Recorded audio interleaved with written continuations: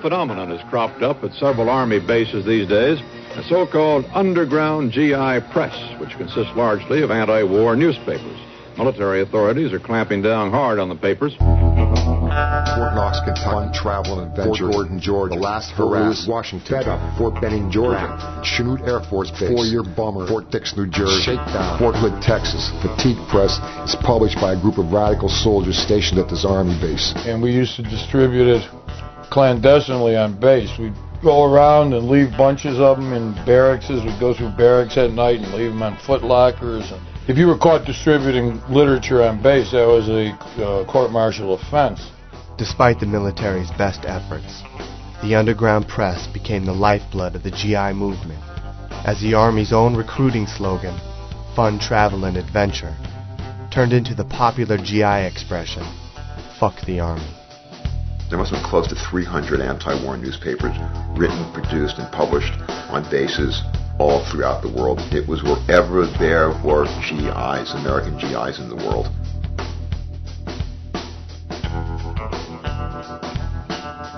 We got together a number of times and talked about how we were going to organize active duty GIs to go to the peace demonstration.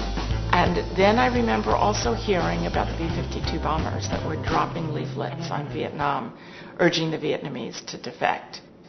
And I thought, well, if they can do it overseas, then we can hire a small private plane, load it up with leaflets, and drop the leaflets on military bases in the San Francisco Bay Area.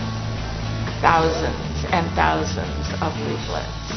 At one point, I know we were a little concerned about getting shot down, but nothing happened. Evidently, they landed pretty accurately. That's what they testified at the court-martial.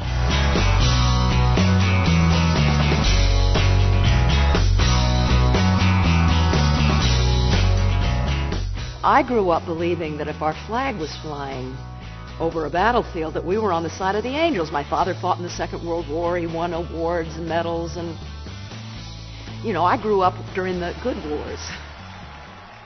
Mr. President, there's a terrible demonstration going on outside. Oh, there's always a demonstration going on outside, Pat. Yeah, but Richard, this one is completely out of control. What are they asking for this time? Free Angela Davis and all political prisoners, out of Vietnam now, and draft all government officials. Well, we have people to take care of that. They'll do their job, you do your job, and I'll do my job. Richard, you don't understand. They're storming the White House. Oh, in that case, I better call out the 3rd Marines. You can't, Richard. Why not? It is the 3rd Marines. Oh. What if we put together an anti-war show that's, you know, the opposite side of the coin from the Bob Hope show? I went down to that base, they took one look at my face and read out an order to bar me. I said, Foxtrot, Tango, Alpha, free the Army. F the Army. We always said free the Army, or fun, travel, and adventure, but it really meant the Army. I think the most startling thing to me occurred, however, as the court-martial began. What would happen was we would walk from the parking lot to the building where the court-martial was being held. And it was the most remarkable thing when hundreds of GIs would hang out of windows, out of the barracks, and give me the V sign or give me the clenched fist. This was mind-boggling to me. This was a revelation. And at that point, it really became crystal clear to me that something had changed here and that something very, very important was happening. And with soldiers beginning to question the war in the wake of the Tet Offensive, thousands began going AWOL, or absent without leave. Many found their way to San Francisco, where a series of events brought the emerging GI anti-war movement onto the national stage. Have you given much thought to the penalty of being AWOL? Yes. Can we see your change, please? We joined together in July 1968.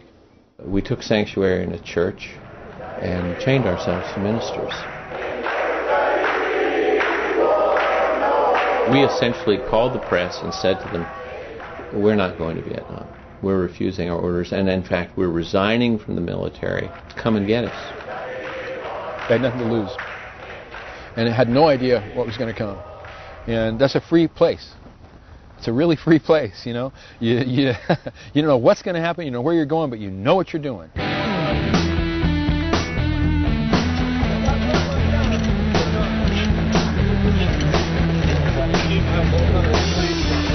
And that was my introduction to the San Francisco Presidio stockade.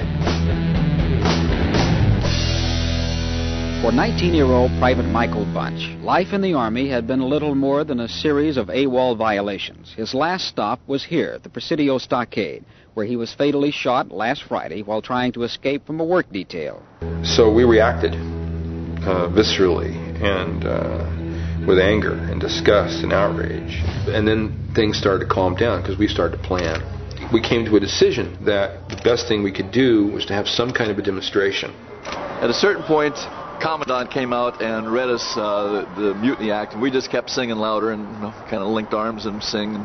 We were scared, man. I'll tell you, we were really scared. But we had them right where we want them. They were finally listening to us, man. That's the first time I can ever remember anybody listening to us while I was in the military. The commanding general of the 6th Army, which was the jurisdiction, and he said that they thought that the revolution was about to start and that they really had to set an example, come down hard, and we were the guys that they decided to do that with. And they did. I mean, we were on trial for our life. I kind of came in as an AWOL, and within 2 days of hitting the stockade, I was facing the death sentence for singing "We Shall Overcome."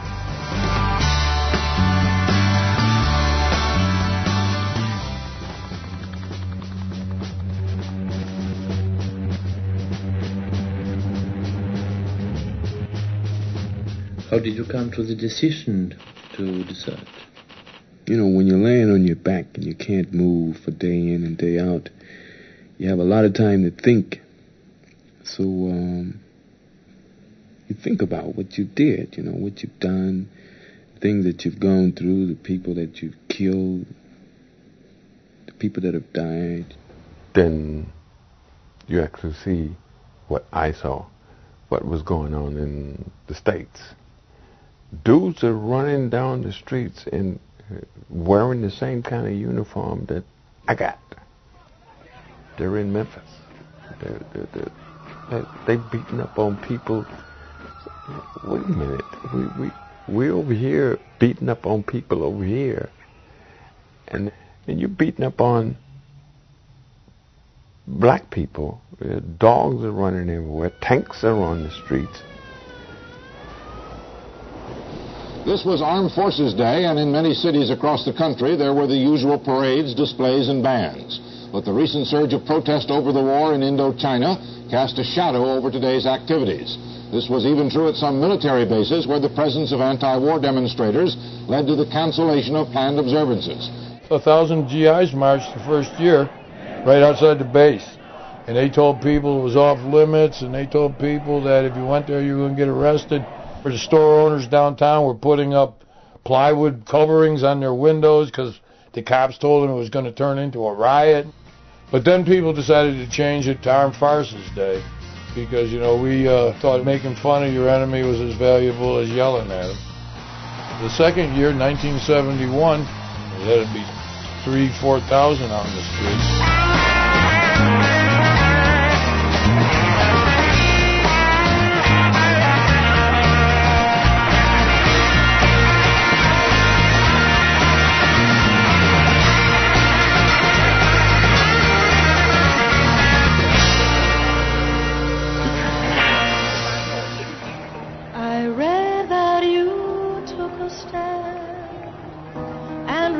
To kill in Vietnam. You said no man was your enemy. If what he's fighting for is to be free. But soldier, we love you.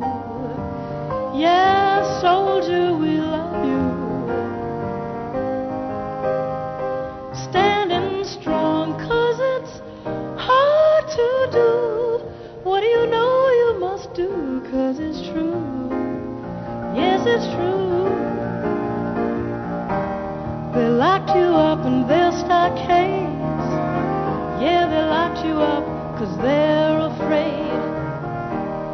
You would rap and spread the word, but you can't jail truth, it will be heard. Oh, ain't it hard to smile sometimes?